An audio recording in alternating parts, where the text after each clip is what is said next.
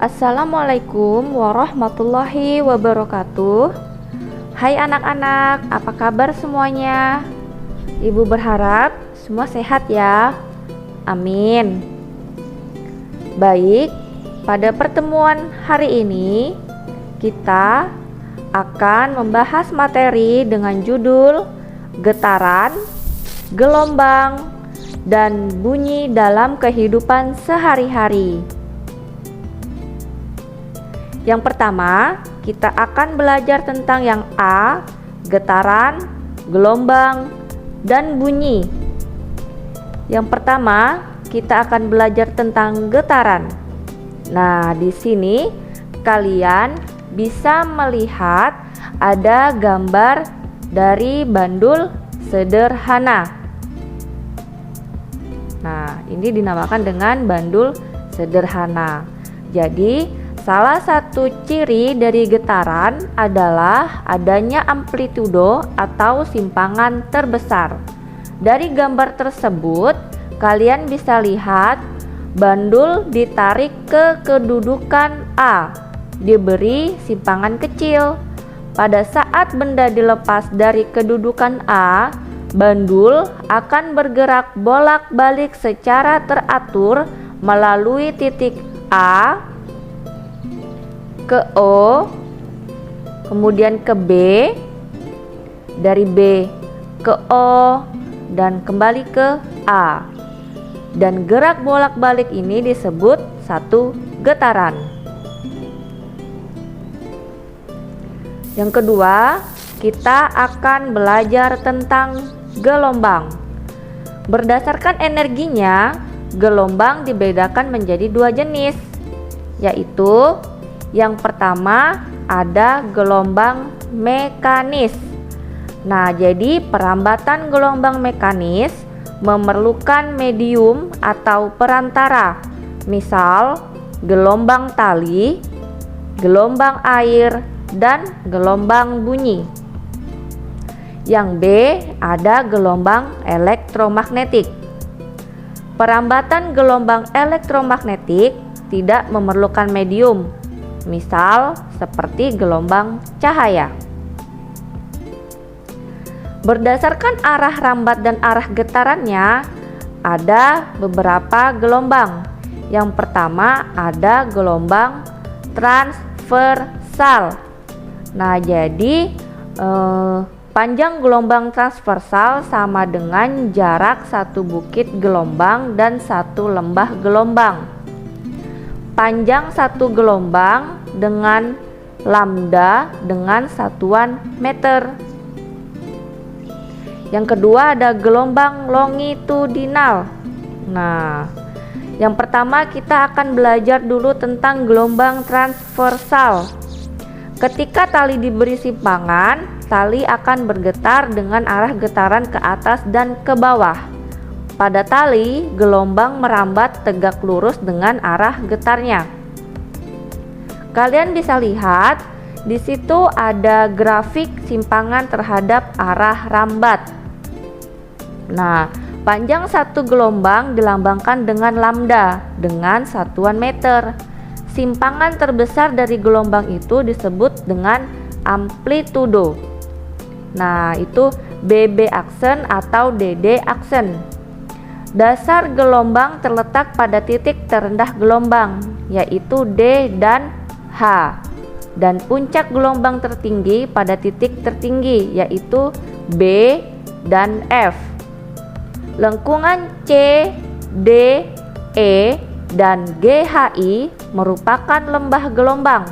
Sedangkan lengkungan A, B, C, dan E, F, G merupakan bukit gelombang. Bisa dipahami ya? Lanjut, kita akan yang ke B, gelombang longitudinal. Gelombang longitudinal memiliki arah rambat yang sejajar dengan arah getarnya. Nah, sekarang kita akan belajar yang C, hubungan antara panjang gelombang, frekuensi, cepat rambat, dan periode gelombang.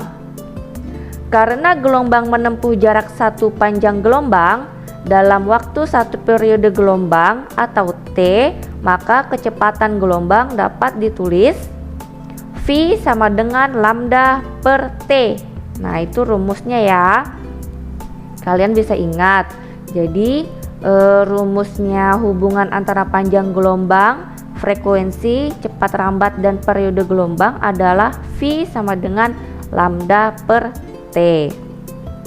Nah, sekarang yang D, kita akan belajar tentang pemantulan gelombang.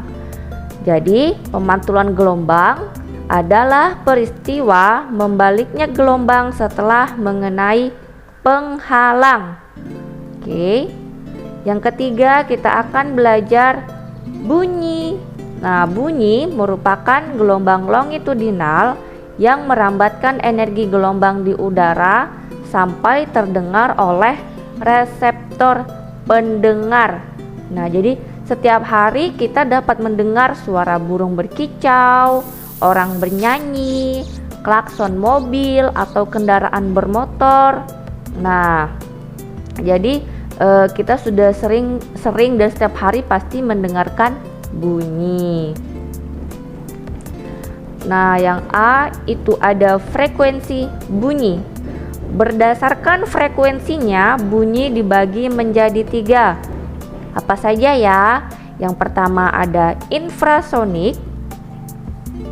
Nah, infrasonik ini ada bunyi infrasonik hanya mampu didengar oleh hewan-hewan yang tertentu seperti jangkrik dan anjing. Jadi tidak semua hewan bisa mendengar si bunyi infrasonik. Yang kedua ada audiosonik. Nah, bunyi yang memiliki frekuensi 20 sampai 20.000 Hz disebut dengan audiosonik. Yang ketiga ada ultrasonik. Bunyi dengan frekuensi di atas 20.000 Hz disebut dengan ultrasonik. Kelelawar, lumba, dan anjing adalah contoh hewan yang dapat mendengar bunyi ultrasonik. Kalau manusia baru bisa mendengar di audiosonik. Sedangkan di infrasonik tadi ada hewan jangkrik dan anjing. Bisa dipahami ya? Lanjut, yang B ada karakteristik bunyi. Nah, di situ ada tinggi, rendah, dan kuat lemah bunyi. Pada waktu memainkan alat musik, pasti kita dapat menentukan tinggi rendahnya bunyi ya. Nah, jadi pada orang dewasa, suara perempuan lebih tinggi dibandingkan suara laki-laki. Pita suara laki-laki yang bentuknya lebih panjang dan berat mengakibatkan laki-laki memiliki nada dasar sebesar 125 Hz. Sedangkan perempuan memiliki nada dasar 1 oktav, 2 kali lipat lebih tinggi, yaitu sekitar 250 Hz. Jadi nada suaranya perempuan itu lebih tinggi daripada nada suaranya laki-laki. Yang kedua ada apa lagi ya? Ada nada. Nah, jadi kita akan lebih nyaman ketika mendengarkan bunyi musik dibandingkan dengan bunyi ramainya orang yang ada di pasar. Bunyi musik akan lebih enak didengarkan karena bunyi musik memiliki frekuensi getaran teratur yang disebut dengan nada. Sebaliknya, bunyi yang memiliki frekuensi yang tidak teratur disebut dengan desah. Jadi kita lebih senang mendengarkan musik ya daripada suara keributan orang gitu. Lanjut, yang ketiga warna atau kualitas bunyi. Pada saat bermain alat musik, kamu dapat membedakan bunyi yang bersumber dari alat musik gitar, piano, dan lain-lain. Setiap alat musik akan mengeluarkan suara yang khas. Suara yang khas ini disebut kualitas bunyi atau yang sering disebut dengan timbre. Pasti kalian bisa ya memahami yang mana sih bunyi gitar, yang mana sih bunyi kendang, Yang mana sih bunyi piano? Pasti sudah bisa memahami ya. Nah, lanjut. Yang keempat ada resonansi. Nah, ikut bergetarnya udara yang ada di dalam kentongan setelah dipukul mengakibatkan bunyi kentongan terdengar semakin keras. Hal inilah yang disebut resonansi. Jadi kalian bisa memahami atau mengaplikasikan nanti di rumah jika ada kentongan. Nah, itu misalnya di dalam kentongan itu setelah dipukul bunyi kentongan akan terdengar semakin keras. Yang kelima ada pemantulan bunyi. Nah, berdasarkan percobaan yang kita lakukan di rumah nanti, nah itu ada beberapa arah bunyi yang datang. Misalnya arah bunyi datang, bunyi pantul, dan garis normal yang terletak pada satu bidang datar. Oke. Sekarang kita akan pelajari lagi tentang pemantul bunyi. Nah, yang A, bunyi pantul yang memperkuat bunyi asli. Apabila kita berbicara di dalam ruangan kecil, suara yang terdengar akan lebih keras dibandingkan dengan berbicara di ruang terbuka, misalnya di lapangan. Mengapa?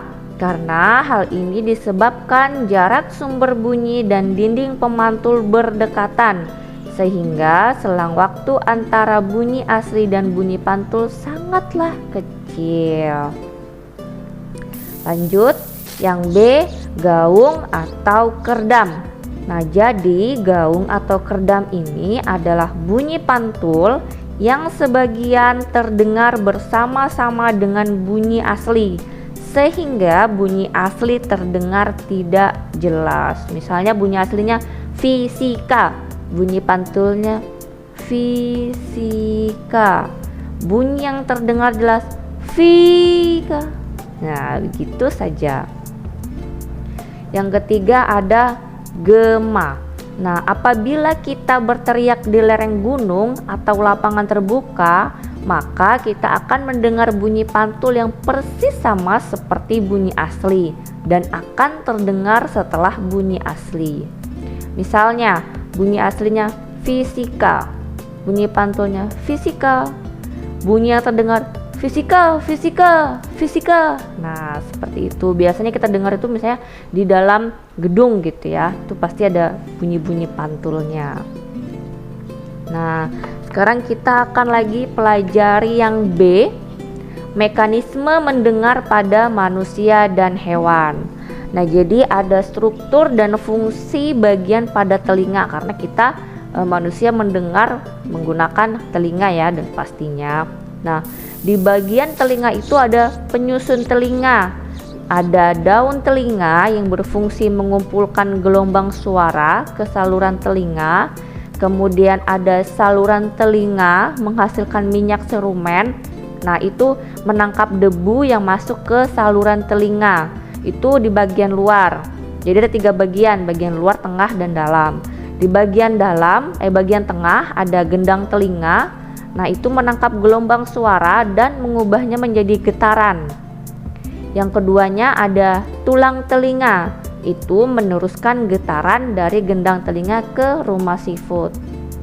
Yang bagian dalam ada 3, saluran eustachius menghubungkan ruang telinga tengah dengan rongga mulut. Yang kedua itu ada rumah siput atau koklea, itu merupakan saluran berbentuk spiral yang menyerupai rumah siput. Yang ketiga ada saluran gelang atau labirin, itu terdiri atas saluran setengah lingkaran atau semisirkularis. Jadi ada 3 bagian dalam penyusun telinga, ada bagian luar, tengah, dan dalam. Bagian luar ada daun telinga dan saluran telinga, bagian tengah ada gendang dan tulang telinga, bagian dalam ada saluran eustachius, rumah siput atau koklea, saluran gelang atau labirin. Oke, yang pertama kita bisa melihat mekanisme dari pendengaran manusia. Nah, itu tadi ya, si bagian penyusun telinga dan fungsinya. Yang kedua ada pendengaran pada hewan. Berarti ada dua ya. Yang tadi itu sudah pendengaran pada manusia, sekarang pendengaran pada hewan. Nah, pernah nggak sih kalian lihat anjing menggerakkan telinganya? Anjing sering menggerakkan telinga ketika melakukan pelacakan atau berburu. Beberapa mamalia akan menggunakan daun telinga untuk memfokuskan suara yang diterimanya. Sistem ini disebut sistem sonar, yaitu sistem yang digunakan untuk mendeteksi tempat dalam melakukan pergerakan dengan deteksi suara frekuensi tinggi atau ultrasonik. Sonar atau sound navigation and ringing merupakan suatu metode penggunaan gelombang ultrasonik untuk menaksir ukuran, bentuk, letak, dan kedalaman benda-benda. Nah, ini gambar hewan apa ya? Nah, ini ada gambar hewan sistem sonar pada kelelawar. Nah, pasti kalian tahu kan kelelawar itu yang mana? Nah, kelelawar dapat mengeluarkan dan menerima gelombang ultrasonik dengan frekuensi di atas 20.000 Hz pada saat ia terbang. Gelombang yang dikeluarkan akan dipantulkan kembali oleh objek yang akan dilewatinya dan diterima oleh receiver atau alat penerima yang berada di tubuh kelelawar. Kemampuan kelelawar untuk menentukan lokasi ini disebut dengan ekolokasi. Jadi hewan yang pertama yang kita bahas tadi adalah kelelawar. Frekuensinya itu bisa dapat si kelelawar ini mendengar 20.000 Hz. Beda dengan manusia ya. Lanjut. Nah, ini ada apa? Hewan apa? Nah, ini ada lumba-lumba. Lumba-lumba dapat dilihat di permukaan air. Namun sebagian besar waktu mereka di kedalaman lautan yang cukup gelap. Berarti dalam sekali ya. Sekalipun hidup di dalam kelautan, lumba-lumba mempunyai sistem yang memungkinkan untuk berkomunikasi dan menerima rangsangan, yaitu sistem sonar. Kalau di sini kita tidak pernah ya melihat hewan lumba-lumba ini. Yang C, aplikasi getaran dan gelombang dalam teknologi. Nah, siapa yang pernah melihat alat ini? Biasanya ini di rumah sakit untuk mengecek kehamilan. Apa ya namanya? Ada yang tahu? Nah, ini namanya biasa kalian sebut USG, ultrasonografi. Nah, ini merupakan teknik pencitraan untuk diagnosis dengan menggunakan gelombang ultrasonik. Frekuensi yang digunakan berkisar antara 1 sampai 8 MHz. USG dapat digunakan untuk melihat struktur internal dalam tubuh seperti tendon, otot, sendi, pembuluh darah, dan bayi yang berada dalam kandungan. Berbagai jenis penyakit juga bisa dilihat seperti kanker. Jadi misalnya ibu kalian sedang hamil, nah pasti mereka sering USG untuk melihat keadaan adik kalian di dalam itu seperti apa, sudah seberapa besarnya gitu ya. Nah, kemudian yang kedua ada sonar, sound navigation and ringing. Nah, ini dapat digunakan untuk menentukan kedalaman dasar laut yang diperoleh dengan cara memancarkan bunyi ke dalam air. Kalian bisa di situ lihat ada gambar kapal.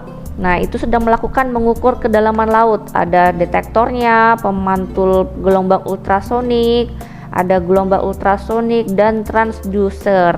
Nah, selain untuk mengukur kedalaman laut, sonar juga banyak digunakan nelayan modern untuk menentukan lokasi di mana ikan berada.